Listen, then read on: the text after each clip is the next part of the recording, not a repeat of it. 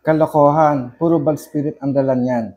Good luck. Ito ay comment mula sa ating post na noong January 28, 2022 na may title na ano ang epekto ng maraming anting-anting at agimat na tangan sa ating buhay.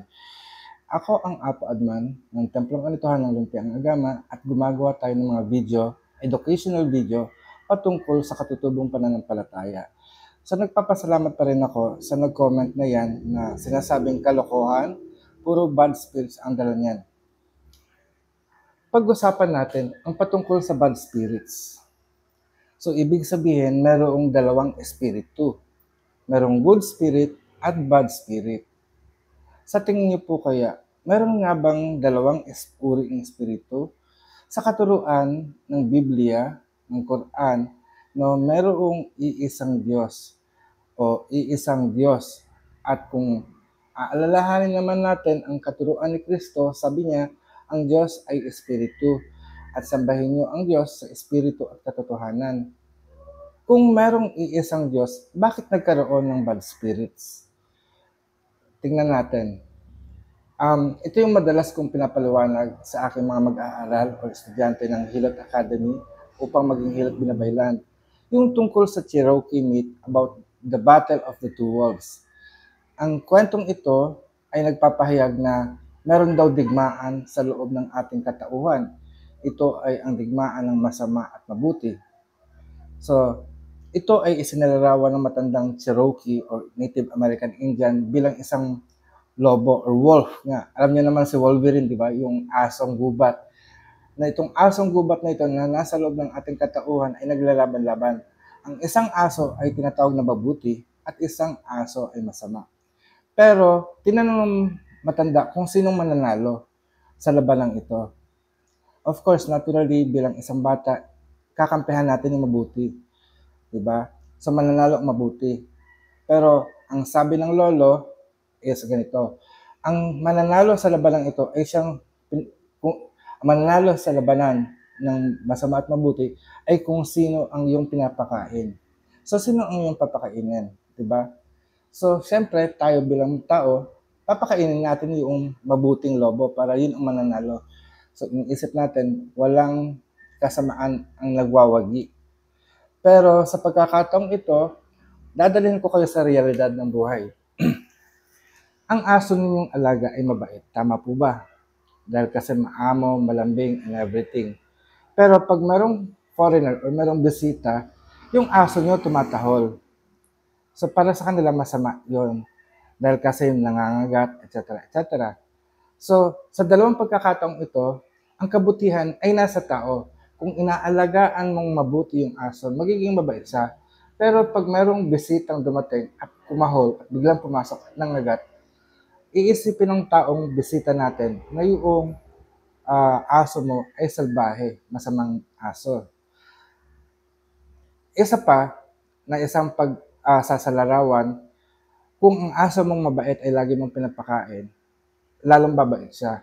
Pero kung meron kang ibang aso na hindi pinapakain, magiging salbahe siya.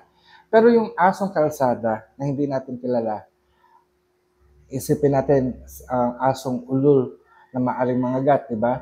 Pero pag pinakain mo siya, aamo at aamo siya.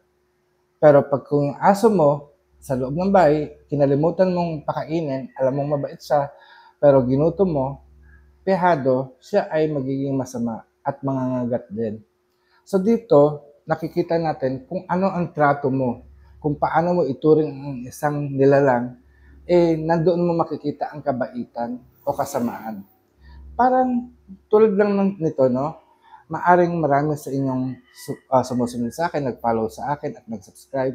Iniisip nyo mabait na tao ako. Pero may napadaan na nag-comment na ang tingin sa akin ay masamang tao. So, ang lesson dito is dapat natin kilalanin ang mga bagay-bagay, ang mga tao, alamin. Kaya napakahalaga na meron tayong pagbabahagi, pag-aaral, o pag-share ng karunungan upang magkaroon tayo ng informasyon.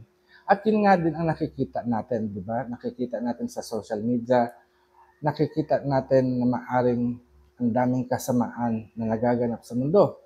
At tayo naman is binabulutan ng takot. Tulad na lang nung unang punta ko sa Amerika, actually takot akong pumunta ng Amerika kasi nga nakikita ko sa TikTok or sa YouTube o kaya sa Facebook, yung mga may palabas, may mga movies na alam natin merong Karen. Hindi ko alam kung yung Karen is pinangalanan na lang nila bilang isang racist at saka discriminator. No, yun ang nagiging takot ko. Pero nung pagdating ko sa Amerika, alam mo, sabi nga nila dun sa Chicago is dapat hindi ka nagpapansin ng ibang tao, walang pakialamanan. Pero nung ako'y naliligaw, no, lumapit ako sa mga tao, alam mo, napakabait. Dahil sila pa yung nagturo sa akin kung paano pumunta. And they use their cellphone, i-on ang kanilang internet, at i-Google Map nila ang direction kung saan ako pupunta. Kasi sa Amerika, kung gusto mo magkaroon ng direction, kailangan dapat may internet ka. So yung roaming SIM mo dapat ay capable of internet para makapag-Google Map ka. At most likely is talagang relied na umaasa sila sa internet. Pero sa pagkakataon yan, may cellphone nga ako pero hindi gumagana yung roaming ko. Hindi ko pa alam paano pagganahin dahil kasi first time ko pumunta doon. At nakita ko nung nagtanong ako, they are so kind and polite naman upang tulungan. So kung anong pinakikita sa social media ay hindi natin masabi kung katotohanan o hindi. Hanggat hindi mo nakikilala o na-experience yung tao, ay huwag nating husgahan. Kaya ang hirap humusga dahil kasi nakikita natin social media lang. So kawawa din naman yung talagang ipinopost na bilang masama, no? At parang isang kapangyarihan ng tao ngayon ay ang paggamit ng cellphone, i-camera o i-video ang mga bagay-bagay at i-post para husgahan ng maraming tao. Tayo naman bilang isang tao, nanonood tayo, nagde-develop tayo ng emotion, ng galit o pagkaasar. So yung negative energy na yun, itatapon natin sa tao. So napakahalaga ang kaisipan natin kung paano natin ito patatakbuhin. Kasi sa pamagitan ng ating iniisip, maaari itong magkaroon ng katotohanan at yung katotohanan na yan ay maaari maka-apekto sa atin. So hanggang dito na lang. Ito muli ang Apo Adman Agama ng Templong Anituan ng Lumpiang Agama. Sabing mayari na pag-asatin. Paalam.